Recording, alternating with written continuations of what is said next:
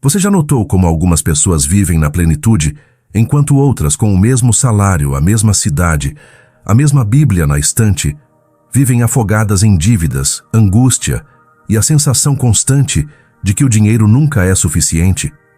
E a diferença não é o quanto ganham, a diferença é o que fazem com o que têm. Hoje eu preciso te contar uma verdade que o mundo moderno escondeu de você. Uma verdade que está na palavra de Deus, que está nas histórias de mulheres que saíram da escassez para a abundância, e que também está, curiosamente, no coração de uma filosofia milenar do Japão. Porque quando a sabedoria bíblica encontra princípios atemporais de outras culturas, o resultado é transformação real. Não teoria, não promessa vazia, transformação. Hoje você vai acompanhar duas mulheres, duas histórias que acontecem ao mesmo tempo, em cidades diferentes, com desafios parecidos, mas com escolhas completamente opostas. E no final, você vai entender por que uma delas encontrou paz e prosperidade, enquanto a outra continuou correndo num círculo sem saída. As 5 regras que mudarão sua vida financeira estão dentro dessas duas histórias. Fique até o fim. O sistema que vamos explorar hoje eu chamo de o método do Mayoku, que em japonês significa o caminho da semente que não desperdiça. É a fusão de 3 princípios bíblicos com 5 práticas orientais de administração que atravessaram séculos. Não é sobre ser perfeita, é sobre ser intencional, sobre parar de deixar o dinheiro reger sua vida e começar a reger o dinheiro com sabedoria dada por Deus. Esse método tem 3 etapas: contemplar, cortar e cultivar. Cada uma delas aparecerá nas 2 histórias que você vai acompanhar hoje. E em cada etapa, as nossas 2 protagonistas vão fazer escolhas diferentes e colher frutos diferentes. Antes de mergulharmos nessas histórias, me diz aqui nos comentários, qual área da sua vida financeira você mais sente que precisa de transformação?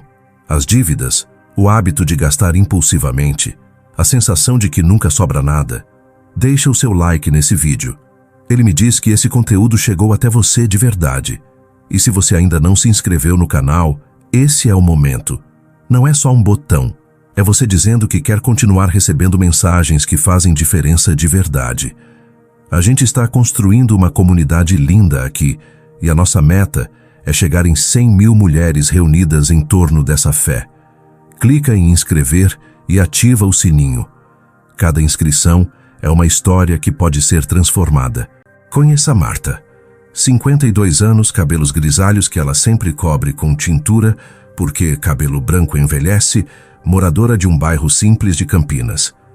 3 filhos criados quase sozinha, depois que o marido foi embora. Marta trabalha como operadora de caixa há 18 anos no mesmo supermercado.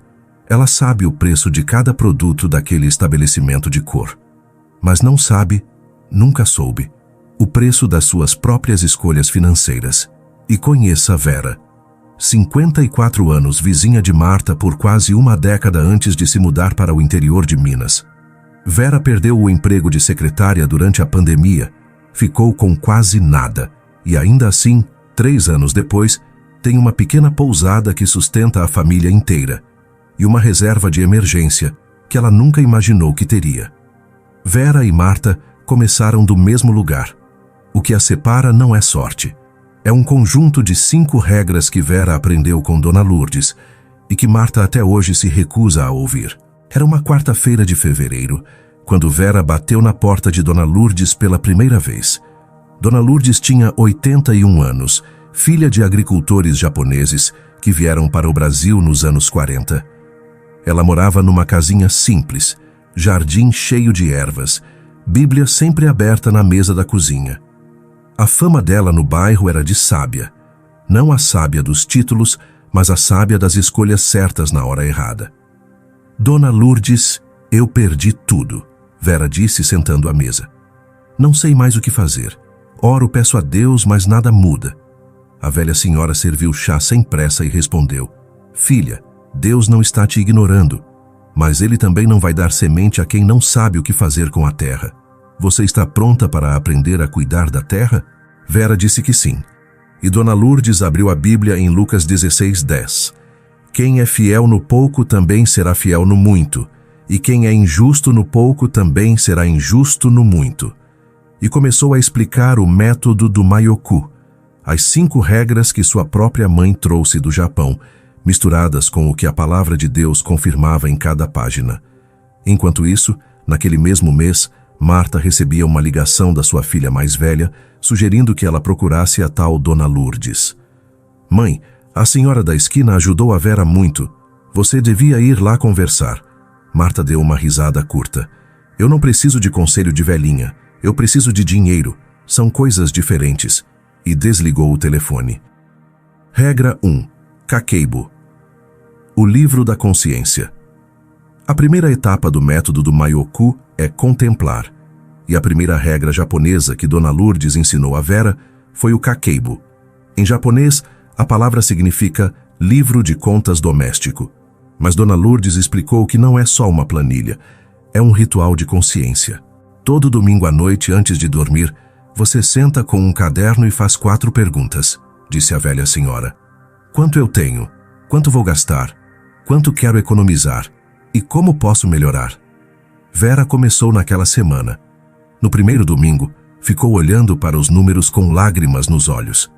Ela não sabia que gastava tanto em coisas que não conseguia nem nomear. Pois qual de vós, querendo edificar uma torre, não se assenta primeiro e calcula a despesa para ver se tem o necessário para acabá-la? Lucas 14:28. Dona Lourdes disse, contemplar não é se punir pelo passado, é olhar com honestidade para que o futuro seja diferente. Vera passou 3 semanas só contemplando, sem mudar nada ainda, só olhando. E foi nesse olhar que ela viu onde o dinheiro sumia. As compras por impulso nas madrugadas, o aplicativo de delivery toda quinta-feira, os pequenos gastos invisíveis que somavam uma conta de luz por mês. Enquanto Vera contemplava, Marta fazia diferente. Ela abriu mais uma linha de crédito para pagar outra linha de crédito. É só esse mês, ela se disse. Era sempre só esse mês. Charles Duhigg, no livro O Poder do Hábito, descreve exatamente esse ciclo. Quando não quebramos o loop do hábito com consciência, a reação automática sempre vence. Marta estava num loop e, sem se sentar para contemplar, ela nem percebia. Você acabou de ver como 3 semanas de contemplação honesta mudaram a perspectiva de Vera. Mas sabe o que sustenta essa fidelidade no dia a dia? Estrutura. Quando a semana está organizada, quando você sabe o que fazer na segunda de manhã, fica muito mais fácil honrar os compromissos que você faz com Deus e com você mesma. Regra 2. Danshari, o desapego que liberta. A segunda regra japonesa é o Danshari, o princípio do desapego consciente. Dan significa recusar o que não é necessário. Sha significa soltar o que você já tem, mas não usa. Ri significa separar-se do apego às coisas. Dona Lourdes olhou para Vera e disse, Deus não abençoa depósito. Ele abençoa fluxo. O que está parado na sua casa, na sua conta, no seu coração, está bloqueando a bênção de entrar. Vera olhou ao redor da casa que dividia com a mãe. Havia coisas acumuladas de anos, roupas que não usava, móveis que não serviam, e dívidas que ela continuava alimentando por medo de enfrentar. Em 2 semanas ela vendeu o que não precisava, renegociou 3 parcelas e cancelou 2 serviços de assinatura que havia esquecido que existiam. Liberou quase R$400 por mês. R$400 que ela não tinha ontem. Carol Dweck, em Mindset, fala sobre a diferença entre quem acredita que a situação é fixa e quem acredita que pode mudar. Vera decidiu acreditar que podia mudar. Marta, no mesmo mês, comprou uma televisão nova no cartão de crédito parcelado em 12 vezes porque a outra já estava velha. Não era necessidade. Era o oposto do Danshari. Era acumular o que pesa. Regra 3. Ikigai. O propósito que gera renda. A terceira regra é o Ikigai financeiro. Encontrar seu propósito de geração de renda. Ikigai significa razão de ser. Dona Lourdes perguntou a Vera, o que você sabe fazer que outras pessoas precisam e pagariam por isso? Vera pensou um longo tempo. Sei receber pessoas, sei cozinhar, Sei fazer todo mundo sentir que está em casa. Isso é um dom de Deus, disse a mentora. E dom de Deus não é para guardar, é para multiplicar. Vera começou a alugar o quarto da fundos da casa da mãe para viajantes. Depois 2 quartos. Depois, quando juntou o suficiente, arrendou uma casinha no interior e abriu a pousada pequena que hoje sustenta a família. Não negligencie o dom que existe em você. 1 Timóteo 4:14. Marta tinha dons também. Sabia costurar. Sabia calcular preço com precisão. Tinha 18 anos de experiência no comércio. Mas quando a filha sugeriu que ela vendesse quitutes no bairro para complementar a renda, Marta disse, não tenho tempo. E foi ligar a televisão. James Clear, em Hábitos Atômicos, diz que o problema não é a falta de motivação, é a falta de um sistema. Marta não tinha sistema, tinha desculpa. Regra 4. A dízima. A regra que é bíblica. A 4ª regra não é japonesa, é bíblica. E Dona Lourdes a ensinou com firmeza. Filha, você não vai organizar o dinheiro de Deus sem honrar a Deus com o dinheiro. A dízima. Vera hesitou. Dona Lourdes, eu mal tenho para pagar as contas. A velha senhora abriu Malaquias 3:10. Trazei todos os dízimos à casa do tesouro, para que haja mantimento na minha casa. E provai-me nisto, diz o Senhor dos Exércitos, se eu não vos abrir as janelas do céu e não derramar sobre vós uma bênção sem medida. Deus disse para provar ele, não é fé cega, é fé testada, disse a mentora. Vera começou a dizimar em fevereiro. Não entendia como funcionaria, mas funcionou. Não de forma mágica, mas de forma sobrenatural.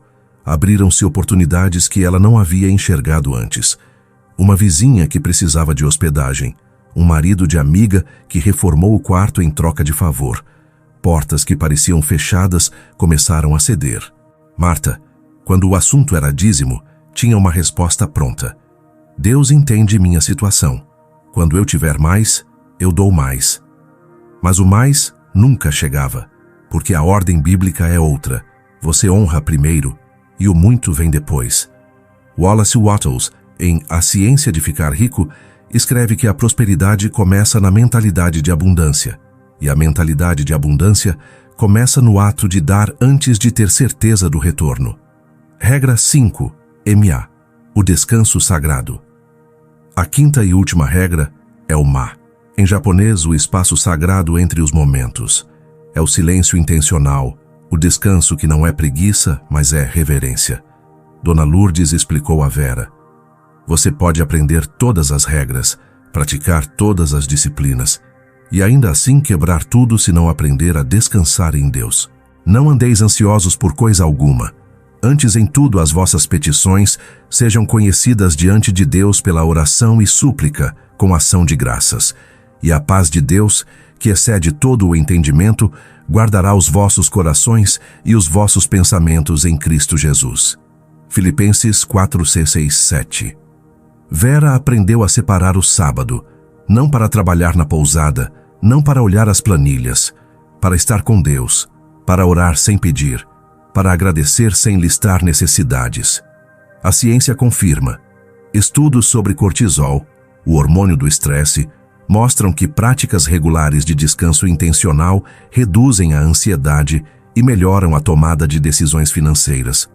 Você pensa melhor quando não está apavorada. Marta nunca parava. Quando não estava no supermercado, estava assistindo séries até tarde com o celular na mão e as contas abertas no aplicativo de banco. Ela achava que descanso era fraqueza, mas era exatamente o oposto. O descanso de Vera era o que a tornava mais forte para o dia seguinte. 2 anos depois, Vera tinha quitado todas as dívidas. A pousada funcionava. Ela formou um pequeno grupo de mulheres no bairro novo onde morava e ensinava o método do Maioku de graça toda terça-feira à tarde. Jovens chegavam com histórias de desespero e saíam com cadernos, planos e fé renovada. Uma noite, uma das mulheres perguntou, Vera, qual é o segredo? Vera sorriu e respondeu, não existe segredo, existe obediência. Você contempla com honestidade, você corta o que não precisa, você cultiva o que Deus colocou em você. Você honra a Deus com o que tem, e você descansa nele o suficiente para agir com clareza. Não é fórmula mágica, é caminho. Confia no Senhor de todo o teu coração e não te estribes no teu próprio entendimento. Reconhece-o em todos os teus caminhos e ele endireitará as tuas veredas. Provérbios 3, 5, 6. Enquanto isso, Marta estava na mesma cadeira, no mesmo apartamento, com um número novo de dívida e a sensação de que alguma coisa estava sempre errada, mas ela não sabia o quê. O sistema se aplicava a todas as áreas. Nos relacionamentos, você contempla antes de reagir. Corta o que é tóxico, cultiva o que é bom. Na saúde, você contempla seus hábitos. Corta o que destrói. Cultiva o que fortalece. Na carreira, você descobre seu ikigai e honra o dom que Deus deu. O caminho é sempre o mesmo. Agora preciso parar a história por um momento e falar diretamente com você. Porque a verdade que queima precisa ser dita. A maioria dos cristãos hoje nunca experimentará a verdadeira transformação financeira. Não porque Deus não quer abençoar, mas porque se recusa a passar pela etapa do contemplar. É mais fácil pedir um milagre do que sentar com o caderno e enfrentar os números. É mais fácil acusar o diabo pela dívida do que assumir que foram as próprias escolhas que a criaram. Não estou dizendo isso para machucar. Estou dizendo porque me preocupo com você. O mundo diz: merece se dar bem, merece aquele sapato, aquela viagem, aquele prazer agora. E a graça virou desculpa para o consumo irresponsável. Mas Mateus 7,21 diz: nem todo aquele que me diz, Senhor, Senhor, entrará no reino dos céus, mas aquele que faz a vontade de meu Pai, que está nos céus. Fazer a vontade de Deus nas finanças é ser fiel no pouco. É honrar a dízima quando dói. É cortar o supérfluo quando é difícil. É cultivar com trabalho e não esperar colheita sem plantio. Não existe atalho espiritual. Nunca existiu. O método do Maioku não é um truque. É um caminho de obediência com sabedoria. Wallace Wattles escreveu em A Ciência de Ficar Rico que a riqueza começa no pensamento, mas se consolida na ação disciplinada. E a Bíblia confirma em cada página: José não saiu da prisão por acaso. Davi não venceu Golias por impulso. Daniel não prosperou na Babilônia por sorte. Ruth não encontrou Boaz por acidente. Eles obedeceram, serviram e confiaram, mesmo sem ver o fim. O plano de ação para você começa agora. Primeiro, escolha uma área financeira e entregue a Deus com honestidade. Segundo, abra a Bíblia e encontre o princípio que se aplica àquela área. Procure em Provérbios, em Lucas, nos Salmos. Terceiro, entre na etapa do contemplar com humildade. Anote tudo. Enfrente os números. Quarto, pratique o Danshari. Retire o que não serve, renegocie o que pesa. Quinto, descubra seu Ikigai, o que você sabe fazer que o mundo precisa. Sexto, dizime, mesmo quando dói. Sétimo, descanse. Reserve tempo para orar sem pedir, para confiar sem calcular. James Clear, em Hábitos Atômicos, diz que não são as grandes ações que mudam uma vida. São as pequenas escolhas repetidas com consistência, uma por dia, toda semana, por meses, por anos, até que a transformação se torne inevitável. Vera viveu muitos anos ainda. Quando a neta mais velha, já adulta, sentou ao lado dela numa tarde de sol e perguntou: Vovó, qual é o seu maior arrependimento? Vera ficou um longo tempo em silêncio. Depois respondeu: não ter confiado em Deus antes, minha filha. Perdi anos tentando resolver sozinha o que ele já tinha a solução. Anos de ansiedade que poderiam ter sido anos de paz. E para toda a família reunida ao redor, ela disse: não esperem ter muito para começar. Comecem com o pouco que têm. Contemplem, cortem, cultivem. Honrem a Deus e descansem nele. Esse é o caminho, sempre foi. Combati o bom combate, acabei a carreira, guardei a fé. Já agora a coroa da justiça me está guardada, a qual o Senhor, reto juiz, me dará naquele dia. 2 Timóteo 4, 7 e 8. E Marta? Marta ainda está lá, com os mesmos problemas. Não porque Deus a abandonou, mas porque ela ainda não se sentou para contemplar. A porta está aberta para ela também, e está aberta para você. O método do Maioku não é sobre mudar suas circunstâncias financeiras. É sobre quem você se torna no processo. Existe uma versão de você que acorda segunda-feira de manhã sabendo quanto tem, sabendo onde vai gastar, sabendo que deu a Deus o que é de Deus, e descansa no que sobrar. Essa mulher não é diferente de você em talento ou em sorte. Ela é diferente em escolha. Qual versão de você vai existir daqui a 5 anos? A que passou 5 anos procurando fórmula mágica, mais um empréstimo, mais um crédito, mais uma aposta, ou a que passou 5 anos pagando o preço da transformação, contemplando, cortando, cultivando, honrando e descansando. A transformação está esperando, mas Deus não vai forçar a sua mão. Você precisa escolher obedecer.